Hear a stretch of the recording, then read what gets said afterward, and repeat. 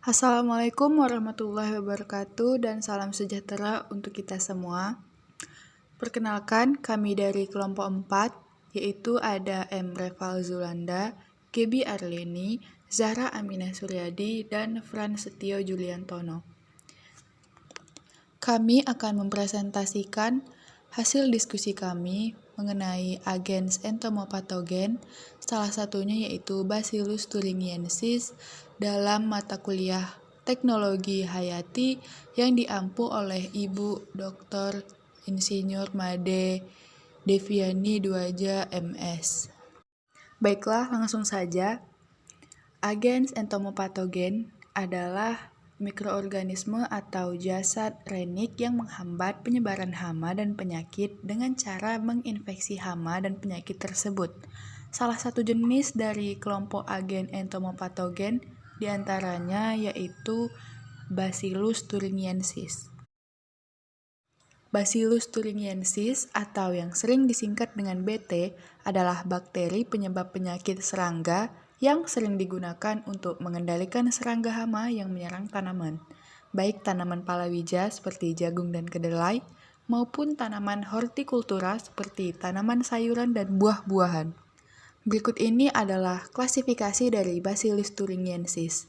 Kerajaan Eubacteria, filum Firmicutes, kelas Bacilli, ordo Bacillales, famili Bacilliaceae, genus Bacillus, dan spesies Bacillus thuringiensis. Seperti yang teman-teman dapat lihat, di gambar tersebut ada tanda panah, di mana gambar ini adalah gambar Sporangium Bacillus thuringiensis yang menunjukkan kristalnya dan juga sporanya. Gambar ini didapat dari perbesaran dengan mikroskop elektron.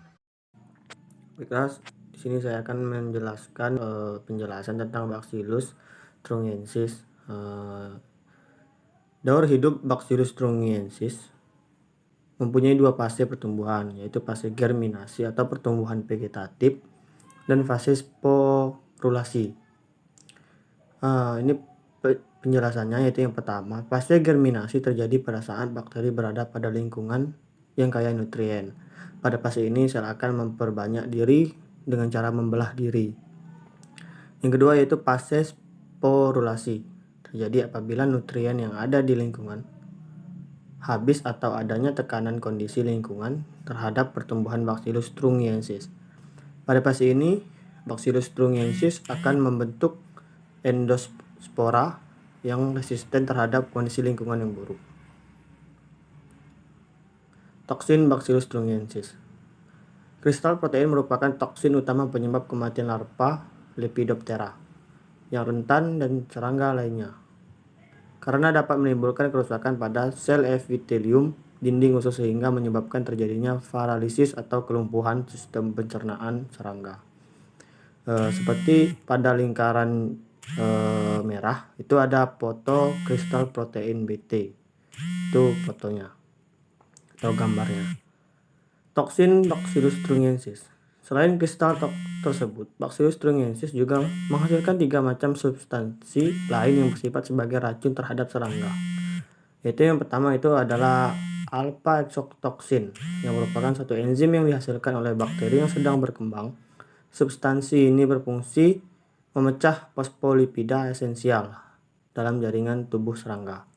Yang kedua ada beta exotoksin atau fly factor atau heat stable exotoksin, yang merupakan sekresi sel bakteri pada medium sekitarnya yang bersifat larut dalam air, tahan panas, dan dapat menyebabkan kematian serangga karena menghambat sintesis RNA. Dan yang terakhir itu ada Y exotoksin, merupakan toksin yang belum jelas diketahui identifikasinya, namun demikian diduga berfungsi memecah fosfolipid menjadi asam lemak. Mungkin itulah penjelasannya. Lanjut ke rekan saya selanjutnya untuk menjelaskan Bacillus thuringiensis ini. Mekanisme kerja kristal protein. Apabila kondisi lingkungan tidak menguntungkan, maka Bacillus thuringiensis akan membentuk fase sporulasi. Saat sporulasi terjadi, tubuhnya akan terdiri dari protein krai yang termasuk ke dalam protein kristal kelas endotoxin delta.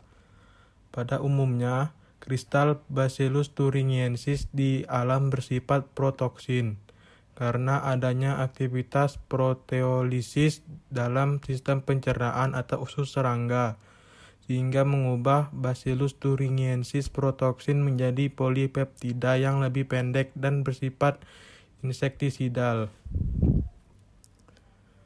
Kristal protein yang termakan oleh serangga akan larut dalam lingkungan basah pada usus serangga. Pada serangga target, protein tersebut akan teraktifkan oleh enzim pencerna protein serangga. Protein yang teraktifkan akan menempel pada protein reseptor yang berada pada sel serangga. Penempelan tersebut mengakibatkan terbentuknya pori atau lubang kecil di sel dalam membran saluran pencernaannya dan mengganggu keseimbangan osmotik dari sel-sel tersebut. Karena keseimbangan osmotik terganggu, sel menjadi bengkak dan pecah dan menyebabkan matinya serangga. Sumber Bacillus thuringiensis. Bioinsektisida berbahan bakteri Bacillus thuringiensis pada saat ini sudah banyak ditemukan di pasaran.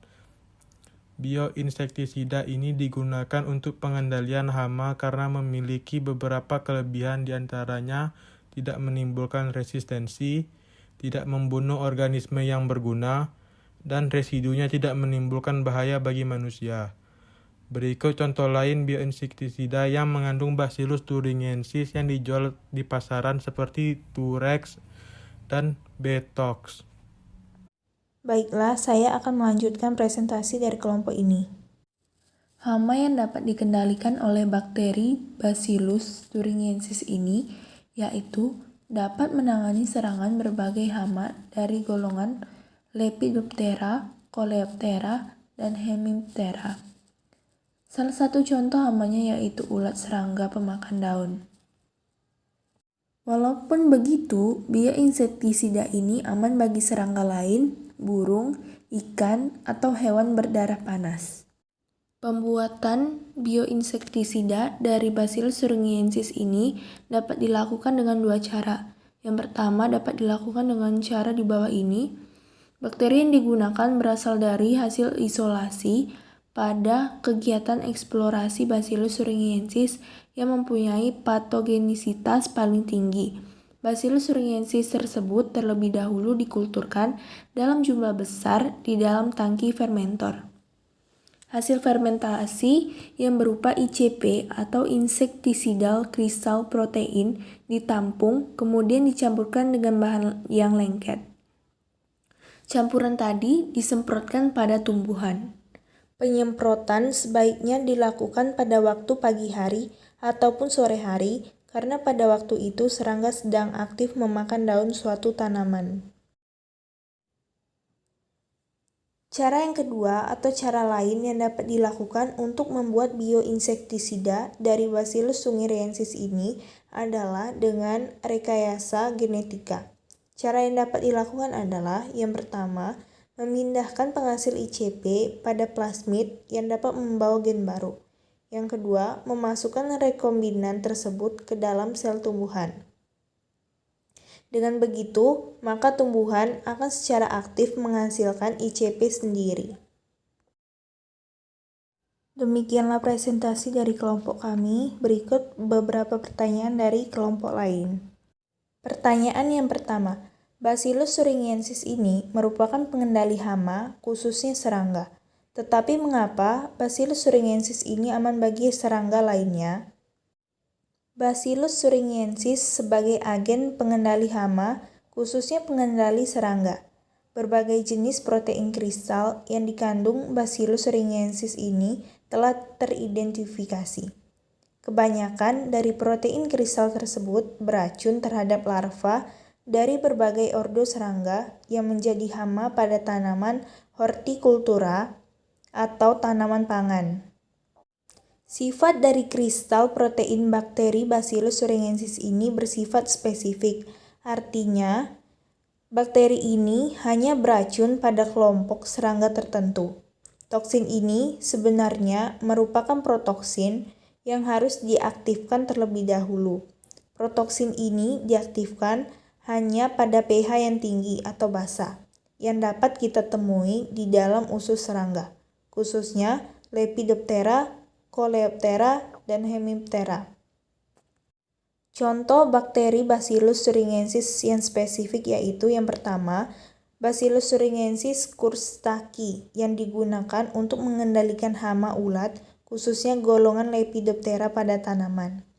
Yang kedua, Bacillus thuringiensis israelensis digunakan untuk mengendalikan lalat dan nyamuk yang belum dewasa. Selanjutnya, saya akan menjawab pertanyaan dari Vivi Luciana dari kelompok 2, di mana pertanyaannya adalah, daur hidup Bacillus thuringiensis pada fase sporulasi terjadi apabila nutrien yang ada di lingkungan habis atau adanya tekanan kondisi lingkungan. Maka dari itu, jelaskan lebih spesifik bagaimana kondisi maupun lingkungan yang tertekan itu yang dapat menyebabkan nutrien bisa habis. Dan juga jelaskan apa itu nutrien yang dibutuhkan dan manfaatnya bagi Bacillus thuringiensis. Jawaban dari pertanyaan ini ialah nutrien bermanfaat dalam pertumbuhan bakteri serta dibutuhkan untuk pertumbuhan dan aktivitas lainnya. Nutrien ini dapat berupa zat-zat kimia, contohnya seperti sumber energi dari energi cahaya atau fototrof dan senyawa kimia atau kemotrof. Yang kedua, yaitu sumber karbon berbentuk garam nitrogen anorganik seperti kalium nitrat dan garam nitrogen organik seperti protein dan asam amino. Kemudian, membutuhkan beberapa unsur logam seperti kalium, natrium, magnesium, besi, tembaga, dan lain-lain. Dan juga butuh air untuk fungsi metabolik serta fungsi pertumbuhannya. Kemudian, nutrien ini didapatkan secara bebas dari alam dan kehabisan nutrien ini disebabkan oleh beberapa tekanan kondisi lingkungan seperti suhu yang terlalu tinggi, kekeringan, terkena senyawa beracun seperti desinfektan dan antibiotik, serta terpapar radiasi sinar UV. Pertanyaan nomor 3. Apakah toksin pada Bacillus thuringiensis ini berguna bagi tanaman yang sedang melakukan penyerbukan, sedangkan pada proses penyerbukan itu sendiri sangat membutuhkan bantuan alami, contohnya serangga? Toksin yang dihasilkan Bacillus thuringiensis ini bersifat membunuh serangga atau insektisida. Toksin yang dihasilkan Bacillus thuringiensis ini sebenarnya merupakan protoksin yang harus diaktifkan terlebih dahulu sebelum memberikan dampak negatif pada serangga. Protoksin ini hanya dapat diaktifkan pada pH yang tinggi atau basa, seperti yang dapat ditemui di dalam usus serangga. Toksin ini hanya mampu melindungi tanaman agar terhindar dari hama serangga, dan tidak berguna bagi tanaman yang sedang melakukan penyerbukan. Walaupun sebenarnya Bacillus thuringiensis ini dapat mengurangi populasi dari serangga yang membantu penyerbukan, tetapi pada toksin yang dihasilkan bakteri ini tidak dapat membantu penyerbukan. Baiklah, di sini saya akan menjawab pertanyaan dari kelompok 5 yaitu saudari Jihan Atiko. Pertanyaannya yaitu pada slide ke-9 dijelaskan bahwa bioinsektisida berbahan bakteri Bacillus thuringiensis telah banyak digunakan dalam pengendalian hama. Karena memiliki kelebihan yang ingin saya tanyakan, apakah bioinsektisida berbahan bakteri Bacillus thuringiensis ini juga memiliki kekurangan atau kelemahan dalam hal pengendalian hama? Jawabannya, menurut saya atau menurut kami, kekurangan atau kelemahan dari bioinsektisida berbahan bakteri Bacillus thuringiensis itu ada beberapa yang perlu kita ketahui, yaitu yang pertama, aplikasi produk B atau Bacillus thuringiensis ini dapat menyebabkan pekerja lapangan terpapar secara aerosol ataupun melalui kontak dermal seperti terjadinya iritasi mata dan kulit serta mengkontaminasi makanan dan minuman pada lahan pertanian.